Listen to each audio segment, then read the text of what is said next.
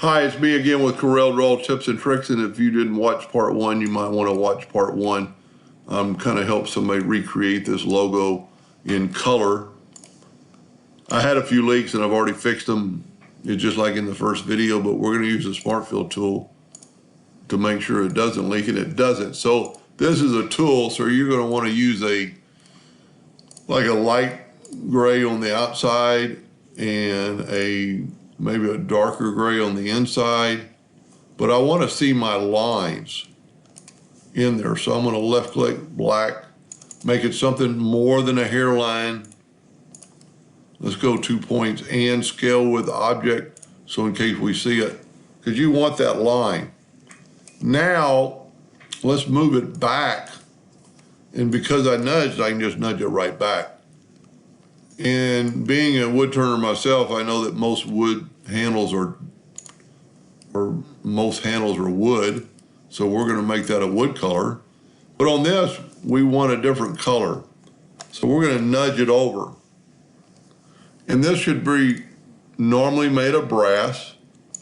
And let's give a little flair. And I don't really know what I'm doing here. Don't get to work with color. That's what this is kind of exciting. I'll tell you what, I'm going to make that black. And I'm going to play around with this. I'm going to take a rectangle and make just small slivers of a rectangle.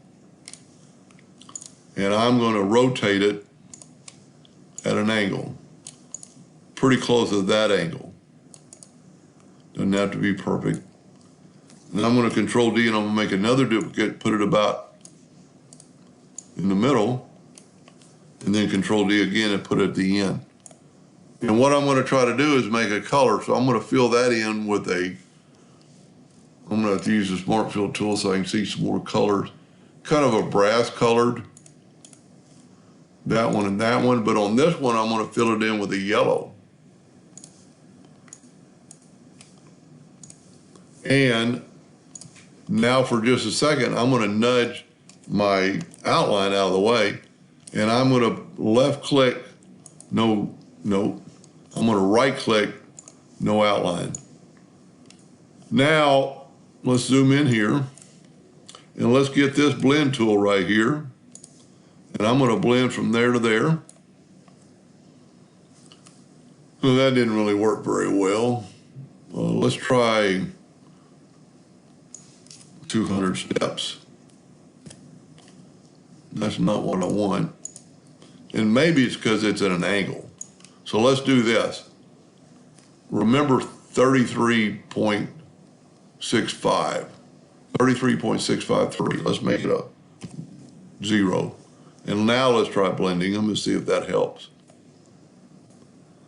No, it doesn't. Let's try making these,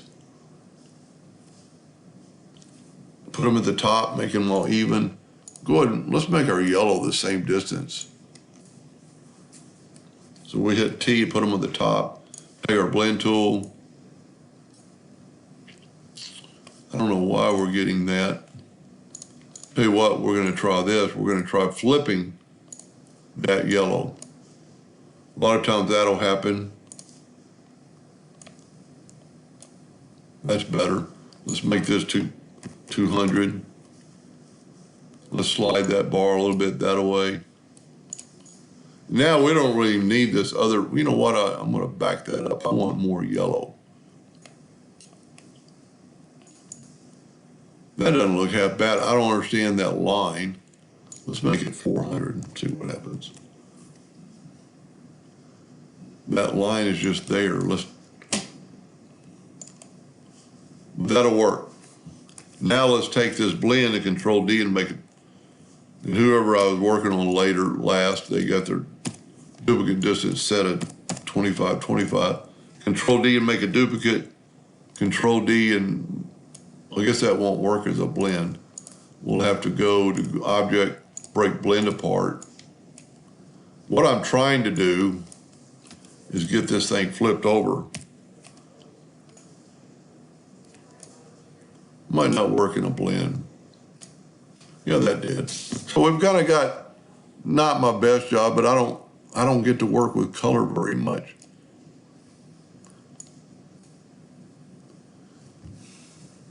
You know what we can do?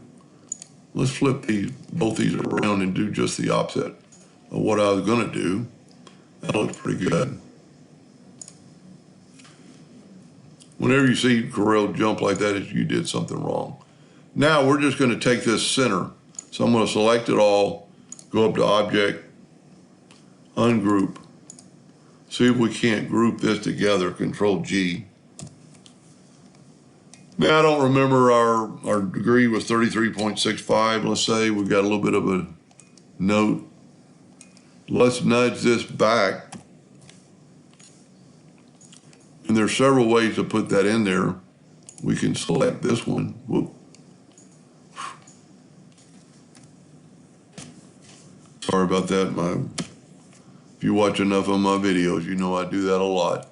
We're going to make this a little bit bigger. Make sure it fits. Everything of our blend fits inside our object. And I'm going to put it to the back of page, so I'm going to go to Object, Order, Back of Page, so we can see our object. I'm sorry if this sounds so confusing or is confusing. And now let's select it all and we'll try, we'll try trimming it. Voila, we have now I would maybe take this box and not use so much of a line. That's probably part of it, but that looks pretty good. So if you're doing a t-shirt, I don't know if that'll even show up. I think it will, and you can do a lot better blend than I probably did. I do not like that right there. So we could take both those and open that Docker back up. Docker, join curves, and see what it did. And do that on every corner. You've got to really look at stuff like that, and you could probably break that apart and make that particular one a little bit thinner, but on a t-shirt or a printing card, you might want to leave that like it is. Hopefully I'm going to make one more on how to create the log maybe. Hope that helped a little bit. Thank you for watching.